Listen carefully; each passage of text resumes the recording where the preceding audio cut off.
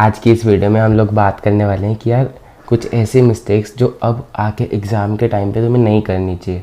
देखो बिल्कुल लास्ट का टाइम आ गया, तो छोटी सी वीडियो बनाऊंगा 2 मिनट की। 2 मिनट ध्यान से सुनना और ये चीज़ें गलतियाँ बिल्कुल मत करना, otherwise it could cost you an attempt और तुम ऐसा बिल्कुल नहीं चाहोगे।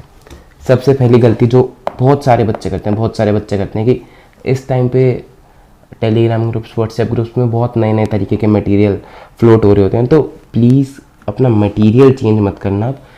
हमारी एक विजुअल मेमोरी होती है, हमने जैसा चीज़ों को देखा होता है हम बहुत इजीली उसको दूसरी बार में रिवाइज कर पाते हैं। कोई टीचर कोई मटेरियल ऐसे जादू नहीं कर देगा कि तुम्हें पास करा देगा। अगर तुमने पढ़ाई की है, तुम अपनी रिवीजन सही से कर पाओगे तो तुम पास हो जाओगे, वरना नहीं होगे। ठीक है, तो अपना मटेरियल अब चेंज मत करना, वरना तुम्हें 10 मिनट की चीज़ को करने के लिए 1 घंटा लगेगा। सेकेंड चीज़ is relying on revision videos, marathon videos.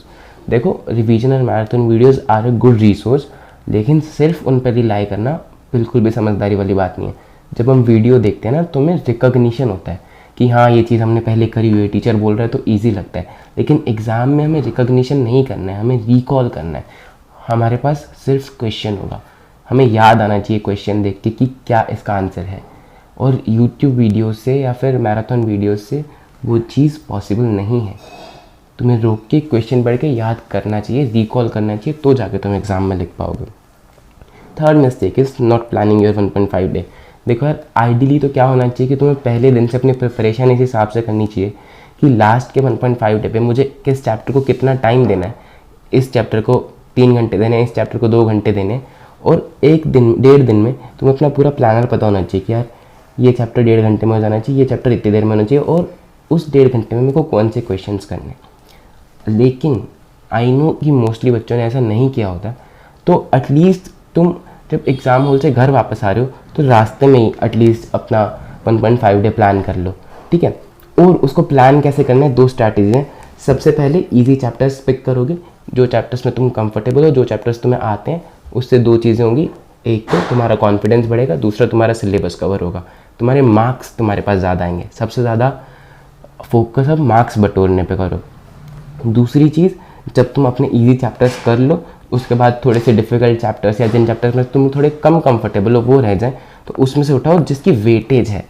जो उन चैप्टर ज़्यादा मार्क्स के पेपर में आते हैं उनको पहले करो। ठीक है, इस तरह से अपना 1.5 डे प्लान करो और टाइमिंग भी एलोकेट करो कि किस चैप्टर को कितना टाइम देने वाले हो, तभी तुम्हारी 1.5 दिन में रिवीजन कंप्लीट हो पाएगी।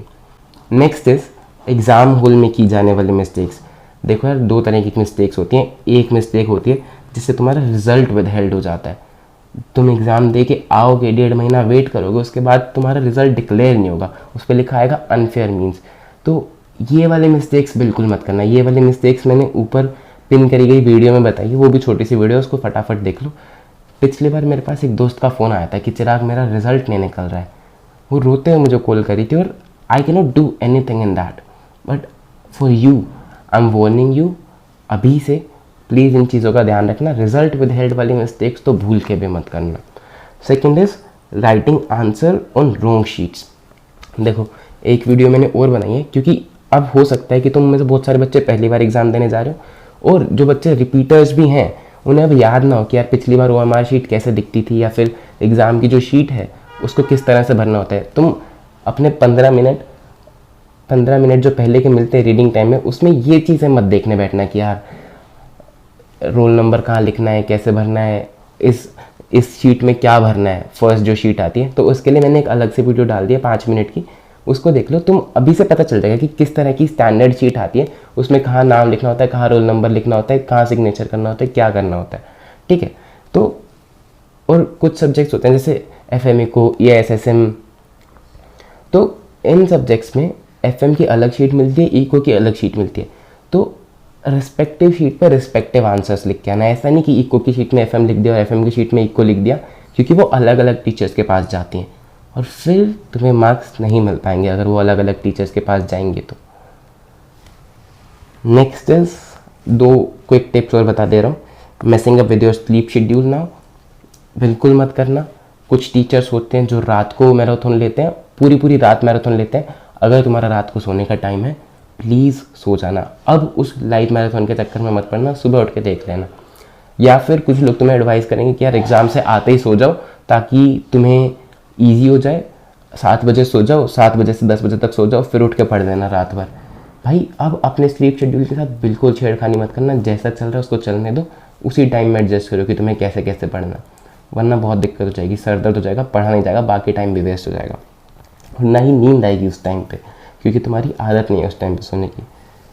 Last point is and very important, giving tests now and asking your friends की कितनी तैयारी होगी। भाई देखो यार, इन चीज़ों से अब सिर्फ तुम्हारा कॉन्फिडेंस ही डाउन होगा। टेस्ट देने का फ़ायदा तब होता है जब तुम अपनी गलतियाँ देख के इम्प्रूवमेंट कर सको। अब तुम्हारे पास इम्प्रूवमेंट का टाइम नहीं बचा, अब सिर्फ अपनी रिवीजन पे टाइम लगाओ। टेस्ट देने का टाइम पहले था, नहीं दिए। बिना टेस्ट के भी बहुत सारे बच्चे पास होते हैं, मैंने भी कुछ सब्जेक्ट्स के टेस्ट नहीं दिए थे, मैं भी बहुत ईजीली पास हो गया ना। तो have faith in your self, have faith in your मेहनत। अब टेस्ट सीरीज़ के चक्कर में मत पड़ो, और तुम्हारे फ्रेंड की चाहे कितनी भी तैयारी हुई हो, उससे तुम्हारे रिजल्ट पे कोई पॉजिटिव इम्पैक्ट नहीं पड़ने वाला। उसकी ज़्यादा तैयारी होगी तो नेगेटिव इम्पैक्ट ज़रूर पड़ जाएगा। तो प्लीज़ अब ये गलती बिल्कुल मत करना। सो इसी के साथ मैं कंक्लूड करता हूँ अपने इस वीडियो को। ये मिस्टेक्स हैं जो तुम्हें बिल्कुल कमिट नहीं करनी है। I wish you all the best for your exams. भगवान तुम्हारे एग्जाम बहुत अच्छे हैं और जो तुम डिजर्व करते हो तुम्हें मिले। बाय।